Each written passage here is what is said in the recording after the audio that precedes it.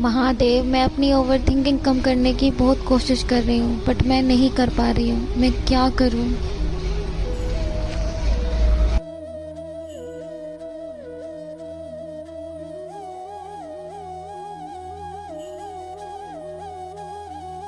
महादेव, मैं यहाँ पर कैसे आई?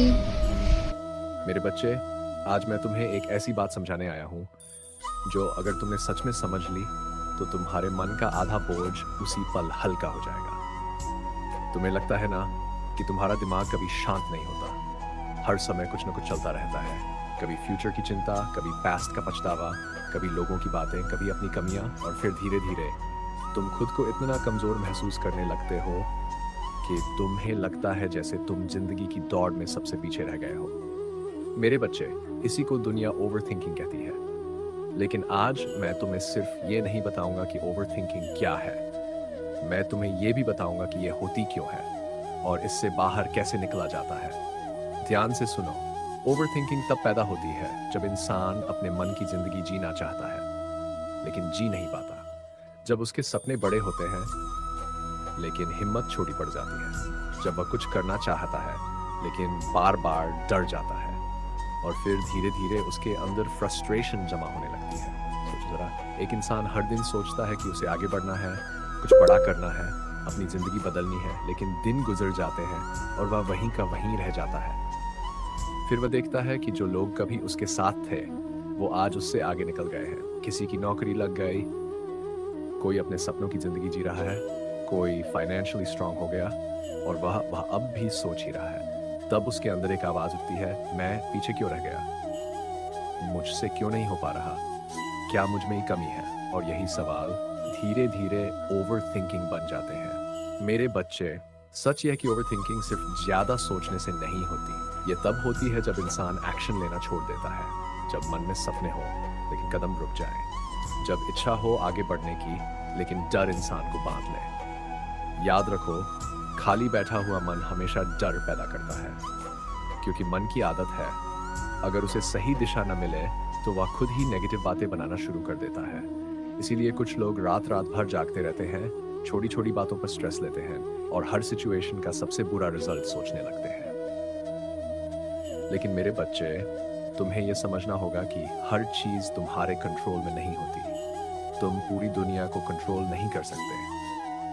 लोग क्या सोचेंगे ये कंट्रोल नहीं कर सकते, फ्यूचर में क्या होगा ये कंट्रोल नहीं कर सकते, लेकिन एक चीज हमेशा तुम्हारे हाथ में रहती है, तुम्हारा कर्म। और आज मैं तुम्हें ओवर थिंकिंग रोकने का एक बहुत शक्तिशाली तरीका बताता हूँ। जब भी तुम्हारा मन बहुत ज्यादा उलझने लगे तो एक ब्लैंक पेज लो, उस पेज को बीच से 2 हिस्सों में बांट दो। पहले हिस्से में लिखो वो चीजें जो मेरे कंट्रोल में नहीं है, जैसे लोग क्या सोचेंगे, फ्यूचर क्या होगा, कौन मुझे जज करेगा, कौन मुझसे आगे निकल गया।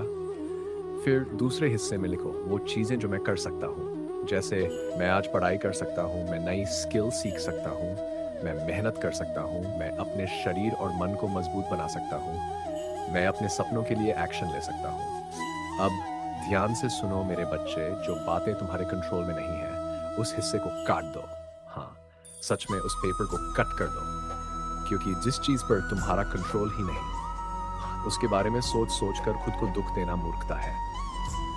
और फिर सिर्फ उस हिस्से को अपने पास रखो जिसमें वो बातें लिखी है जो तुम कर सकते हो। यही तुम्हें क्लैरिटी देगा, यही तुम्हारे मन को शांत करेगा, क्योंकि जिंदगी बदलती है एक्शन से, सिर्फ सोचते रहने से नहीं। मेरे बच्चे, तुम्हारा मन एक खेत की तरह है, अगर तुम उसमें अच्छे विचार बोओगे तो शांति उगेगी, लेकिन अगर तुम उसमें डर, कंपैरिजन और नेगेटिविटी बोओगे तो सिर्फ चिंता उगेगी। इसलिए खुद की तुलना दूसरों से करना बंद करो।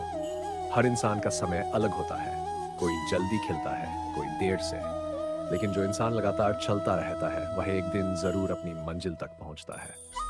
याद रखो, गीता में भी मैंने यही कहा था, तुम्हारा अधिकार सिर्फ कर्म पर है, फल पर नहीं। जब तुम सिर्फ अपना कर्म करने लगते हो तो तुम्हारा मन धीरे धीरे शांत होने लगता है। ओवर थिंकिंग का सबसे बड़ा इलाज है एक्शन, विश्वास और वर्तमान में जीना।